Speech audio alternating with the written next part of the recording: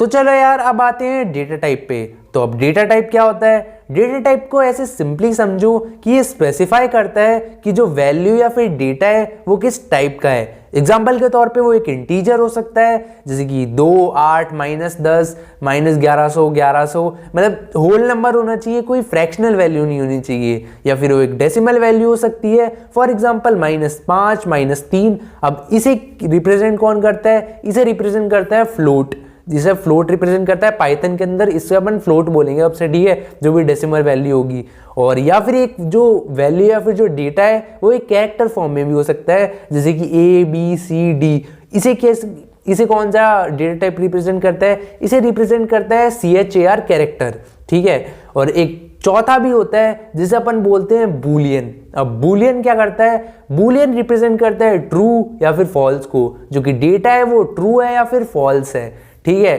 जैसे कि for example मैं यहाँ पे लिख के बताता हूँ, जैसे कि अपन लिखते हैं मॉर्टी, ठीक है। अब मैं एक और चीज़ पे आपका ध्यान एकत्रित करवाना चाहता हूँ, अच्छे से देखो रील्स वालों, मतलब रील्स में देखता हूँ पर अच्छे से कॉन्सेंट्रेट करो bro, you have to be rich, yes you have to be rich. तो चलो यहाँ पे मैं एक एग्जाम्पल के तौर पे आपको दिखाता हूँ मॉर्टी, ठीक है। तो चलो एक और चीज़ मैं आपको बताता हूँ कि अपन वेरिएबल का जब भी नाम लिखते हैं ना तो उसके बीच में स्पेस नहीं छोड़ सकते। फॉर एग्जाम्पल मैं यहाँ पे चाहूँ मॉर्टी डे। अब देखो यहाँ पे मैंने जैसे स्पेस छोड़ा, अब मैं असाइनमेंट ऑपरेटर लगाता हूँ, 77 स्टोर करवाने की कोशिश करता हूँ, नहीं स्टोर हो रहा, एरर दिखा रहा है। क्यों? क्योंकि अपन ने स्पेसिंग छोड़ दी। कह रहे हैं डमैस कुछ तो कर साले, ऐसे बोला हो पाइथन भी। तो अब देखो अब एरर नहीं दिखा रहा। अब मैं ट्राई करता हूँ यहाँ पे @ लगाने की, एरर दिखा रहा है। मैं ट्राई करता हूँ % लगाने की, एरर दिखा रहा है। ये एरर इसलिए दिखा रहा है क्योंकि हम डमैस हैं। यहाँ पे आ सकता है, एक ही चीज आ सकती है वेरिएबल के नाम के बीच में एक स्पेशल कैरेक्टर, जो कि होता है underscore. Yes it is underscore. अपनी वैल्यू मिल गई लास्ट में। अंडरस्कोर एक ऐसी चीज है जो अपन लगा सकते हैं वेरिएबल के नाम के बीच में, मतलब स्पेसिंग, अगर अपन को स्पेसिंग नहीं छोड़नी तो अपन, मतलब जैसे कि बाद में आप जब प्रोजेक्ट्स बनाओगे तब ये हेल्पफुल आएगा, काम आएगा काफी ज्यादा। तो अभी के लिए यही देख लो, ठीक है। ये हो गया, मैंने आपको ये चीज बता दी। अब मैं यहाँ पे एक चीज लिखता हूँ विच इज ट्रू। ट्रू देखो एरर क्यों दिखा रहा है? एरर इसलिए दिखा रहा है कि डम है। फिर से मैंने बोला तुम पागल हो सालो, यहाँ पे ट्रू लगाओ। पागल तो मैं हूँ वैसे, मैंने लगाया। यहाँ पे VS कोड हमें हेल्पफुल है काफी ज्यादा, वो ट्रू बोल रहा है। अपन ने जैसे कि पढ़ा था कि पाइथन है वो केस सेंसिटिव है, मतलब कि छोटा टी और बड़ा टी अलग अलग चीजें होती है, दोनों सेम चीज नहीं होती। 19-20 का फर्क नहीं है, काफी ज्यादा फर्क है, ठीक है।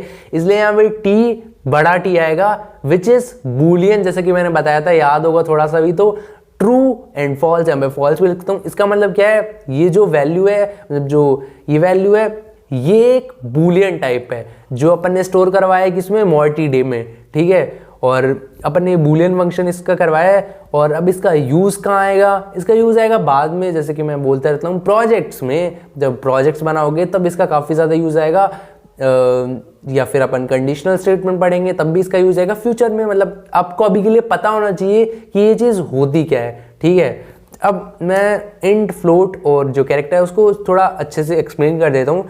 फॉर एग्जांपल मैंने यहाँ पे लिखा इंट, ठीक है। अब मैंने इंट लिखा, इसे क्या बोलते हैं? इंटीजर। ये किस टाइप की वैल्यूज को होल्ड करता है? ये होल्ड करता है होल जो नंबर्स होते हैं उनको, कोई फ्रैक्शनल वैल्यूज को नहीं करता, ठीक है। और अब मैं करता हूँ, यहाँ पे लिखता हूँ फ्लोट। फ्लोट क्या है?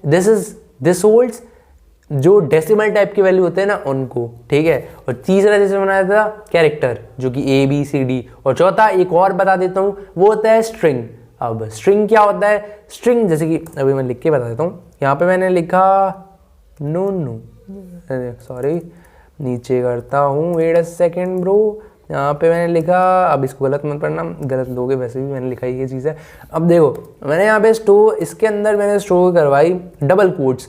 अब अपन पाइथन के अंदर डबल कोट्स के अंदर इसलिए लिखते हैं क्योंकि लिख सकते हैं, या फिर अपन सिंगल कोट्स के अंदर भी इसको लिख सकते हैं। तो अब आप इस डबल कोट्स की जगह सिंगल कोट्स भी लगा सकते हो, पर अपन ऑफन जो मतलब दूसरी लैंग्वेजेस जैसे कि सी हो गया, सी सक्स, तो उसके अंदर अपन क्या यूज करते हैं? अपन उसके अंदर डबल कोट्स लिखते हैं जब भी अपन स्ट्रिंग लिखते हैं। और अगर अपन को कैरेक्टर लिखना होता है तब सिंगल कोट्स का यूज करते हैं। पर पाइथन इंटेलिजेंट है इसलिए आप यहाँ पे यूज कर सकते हो सिंगल कोट्स भी और डबल कोट्स भी, पर अपन डबल कोट्स यूज करते हैं यहाँ पे। अब मैंने लिखा ये किसे रिप्रेजेंट करेगा, ये रिप्रेजेंट करेगा किसको, कैरेक्टर को।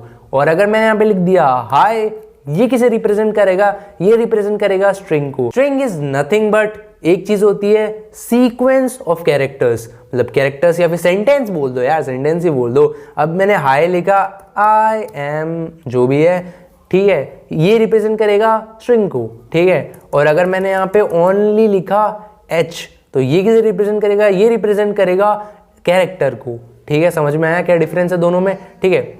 और अब एक और चीज़ बता देता हूँ कि ये चीज़ अपन को लिखने की ज़रूरत नहीं पड़ी, ये चीज़ तो मैंने ध्यान दी। फॉर एग्जांपल मैं यहाँ पे मॉर्टी लिखता हूँ, मुझे बहुत प्यार है रिक एंड मॉर्टी से, इसलिए मैं मॉर्टी लिखता हूँ, ठीक है। अब मैंने मॉर्टी लिखा है यहाँ पे, और फिर मैंने यहाँ पे स्टोर करवा दी 44। देखो मैंने यहाँ पे कहीं यूज़ ही नहीं आया इंटीजर, मैंने कहीं लिखा ही नहीं। ये इसलिए क्योंकि पाइथन जो है वो काफ़ी इंटेलिजेंट लैंग्वेज है, सी की तरह नहीं है, सी सक्स। तो उसके अंदर अपन को स्पेसिफाई करना होता है कि जो वैल्यू है इंटीजर है, फ्लोट है, कैरेक्टर है या स्ट्रिंग है, क्या है। और हमें पर पाइथन क्योंकि इंटेलिजेंट है, ये खुद ही समझ लेती है किस टाइप की वैल्यू है और फिर उसे स्टोर कर लेती है।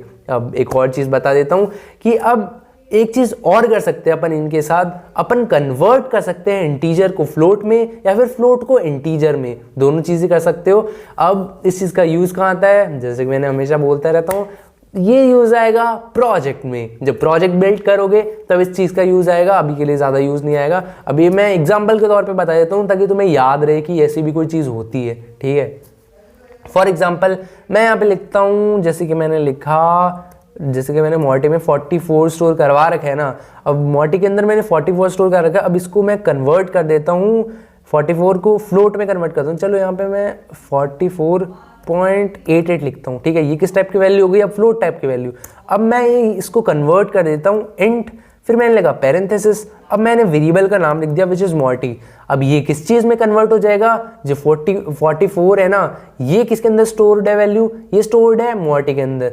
और मॉर्टी को हमने किस में कन्वर्ट कर दिया, इंट के अंदर। मतलब जो ये वैल्यू थी ना, इस वैल्यू को अपन ने कन्वर्ट कर दिया इंटीजर में।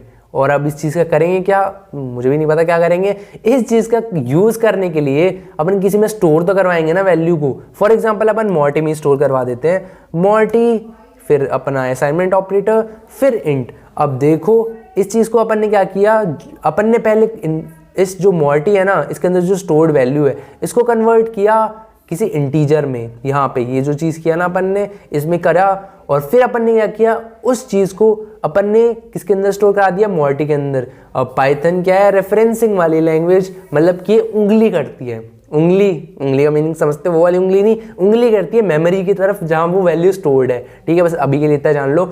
अब इस मॉर्टी के अंदर ये वैल्यू होगी, अब इसका क्या करें, इसको करवाते हैं प्रिंट।